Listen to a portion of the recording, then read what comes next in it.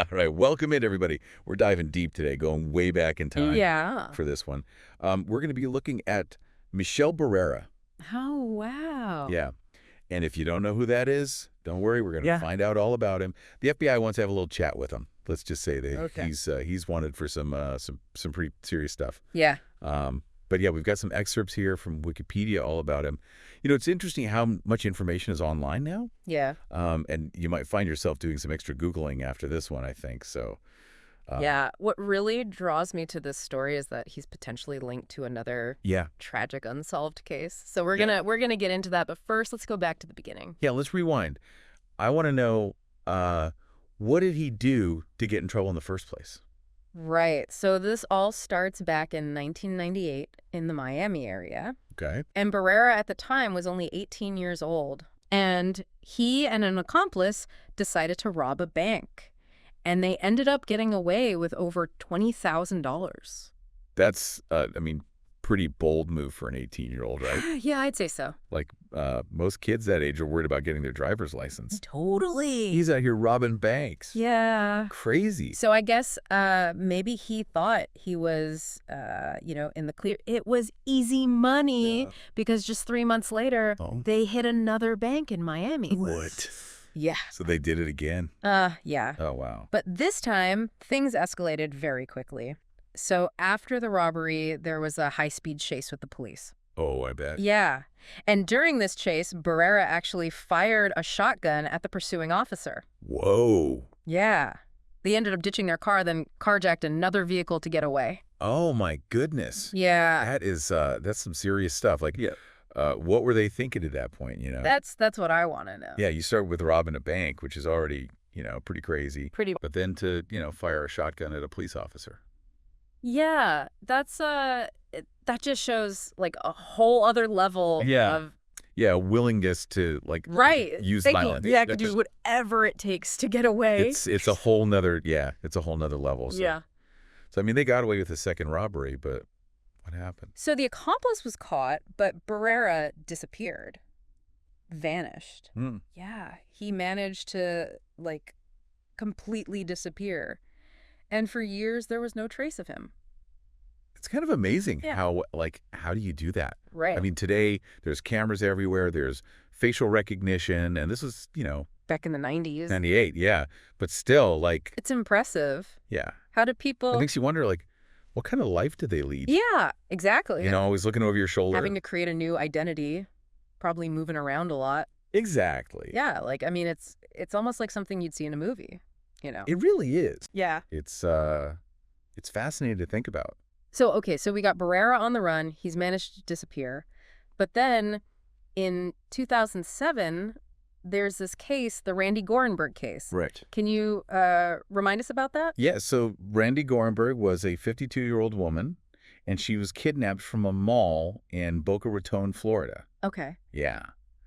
And very tragically, her body was found later. She had been shot, and she was dumped from her own car. So, and this is where Barrera comes back into the picture. Exactly. So, the Wikipedia article doesn't give us, all the specific details, right. But he became a person of interest in this case. And this is, almost a decade after he initially disappeared. Wow. Yeah. That's a big jump.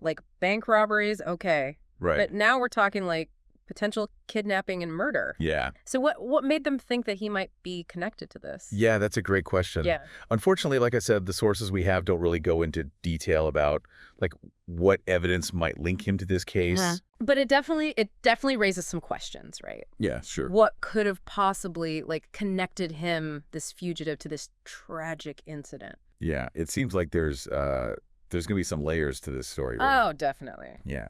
Yeah, and one thing that makes this even more complex is an informant suggested that Gorenberg's murder might actually be connected to gang activity. Oh, interesting. Yeah. Okay. And remember, Barrera has ties to the MS-13 gang. Oh, okay. So now we got a fugitive, we got a potential murder, and we got a possible gang connection. Exactly. This is getting very interesting. Yeah, it's a wild one. Yeah. It really is. All right, well, let's take a quick break, and we'll come back and unravel some more of this crazy story. Sounds good.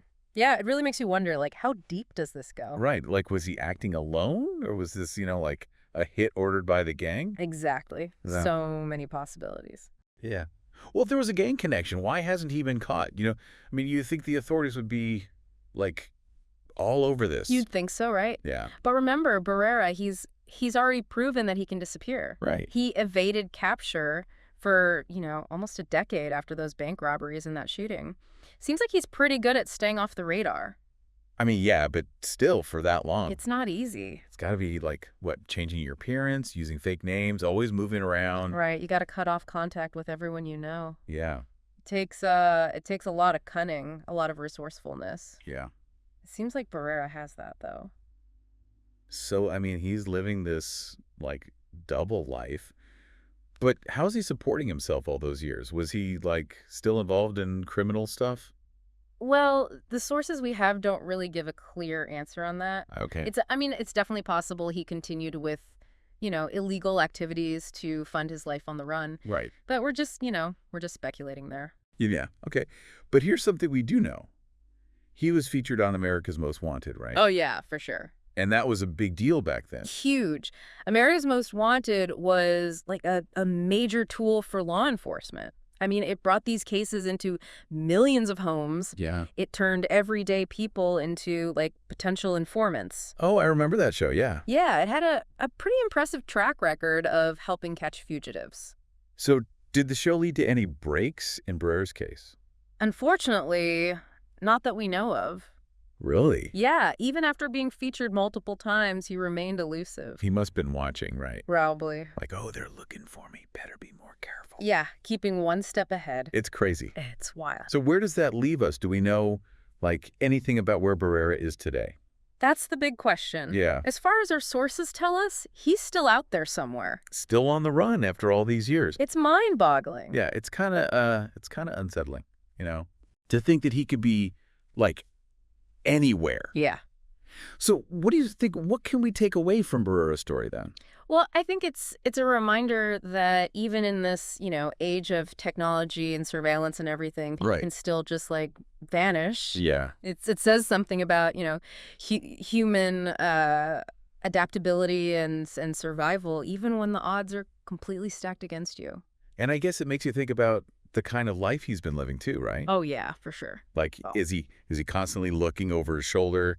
Can he ever really escape what he's done?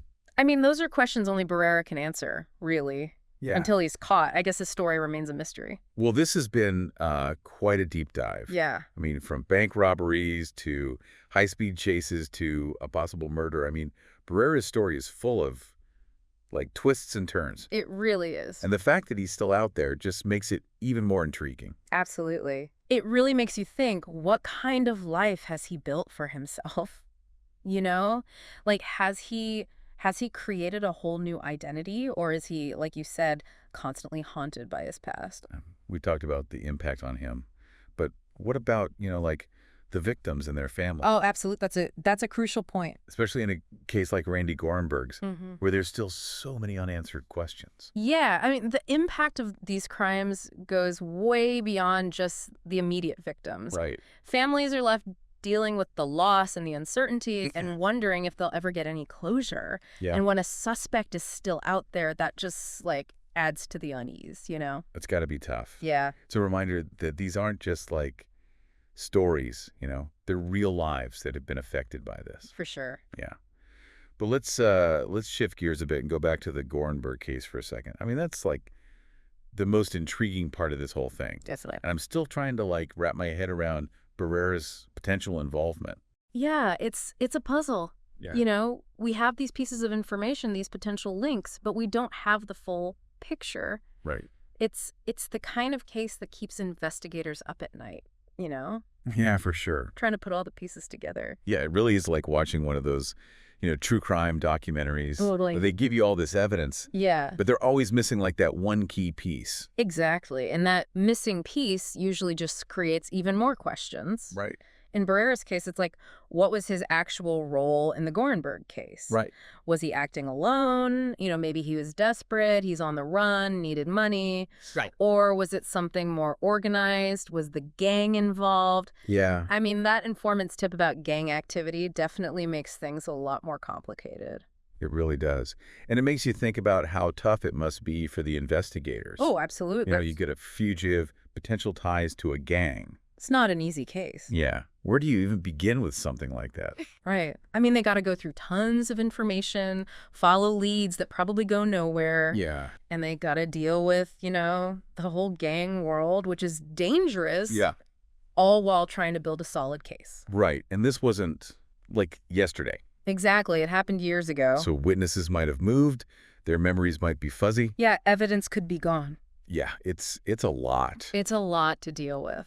And it makes me think about the motive, too. Oh, the motive, yeah. If Barrera was involved, why? Was it just about money? Or was there something else going on? I mean, that's the big question, right? Yeah.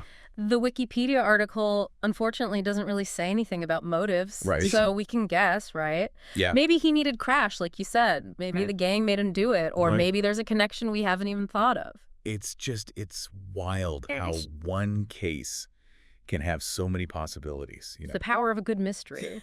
Right? Even with just a little bit of information, we try to fill in those gaps, come up with stories. Right. It's what makes true crime so interesting. For sure. Well, you've definitely given our listeners a lot to think about today. I hope so. Any final thoughts before we wrap up? I think the big thing to remember is that even now, with all the information out there are still mysteries out there, Yeah. And Barrera's story really shows that. The past doesn't just go away. There are questions without answers. Right. And sometimes the best stories are the ones that leave us wanting more. Well said. So to all our listeners out there, what do you think about Barrera? What are your theories about the Gorenberg case? Maybe you'll find something we missed. Until next time, keep those minds working, and we'll see you on our next deep dive.